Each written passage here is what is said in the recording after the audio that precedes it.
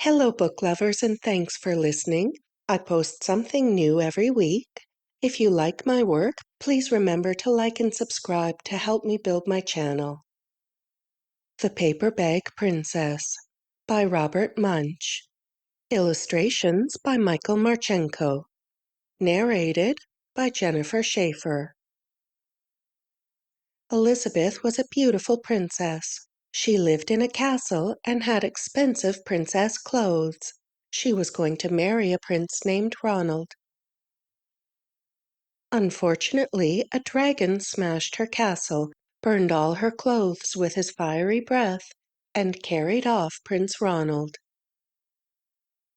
Elizabeth decided to chase the dragon and get Ronald back.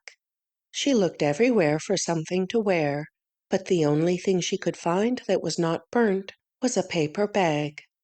So she put on the paper bag and followed the dragon. He was easy to follow because he left a trail of burnt forests and horses' bones. Finally, Elizabeth came to a cave with a large door that had a huge knocker on it. She took hold of the knocker and banged on the door. The dragon stuck his nose out of the door and said, "Well, a princess. I love to eat princesses, but I've already eaten a whole castle today. I'm a very busy dragon. Come back tomorrow."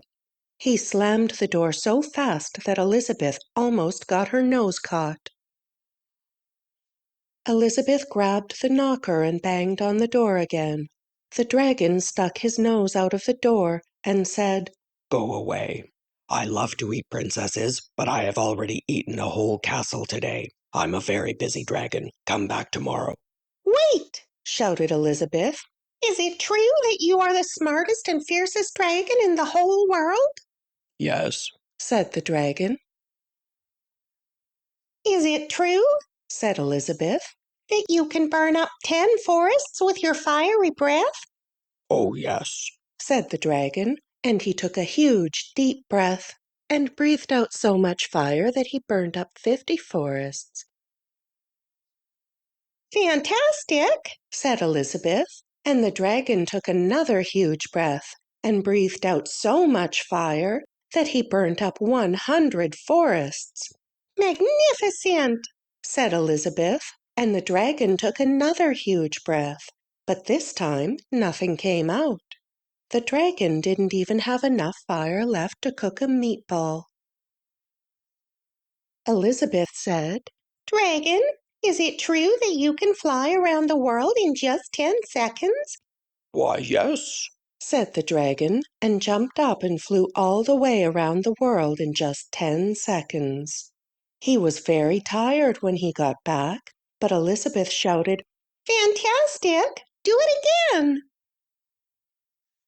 So the dragon jumped up and flew around the world in just 20 seconds.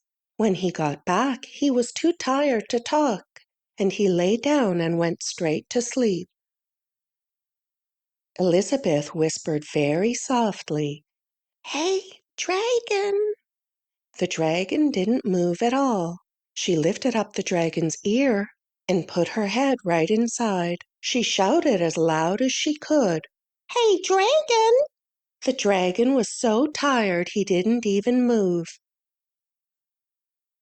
Elizabeth walked right over the dragon and opened the door to the cave.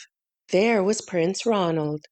He looked at her and said, "Elizabeth, you are a mess. You smell like ashes, your hair is all tangled, and you are wearing a dirty old paper bag. Come back when you are dressed like a real princess." "Ronald," said Elizabeth, "your clothes are really pretty and your hair is very neat. You look like a real prince, but you are a bum." They didn't get married after all. The end.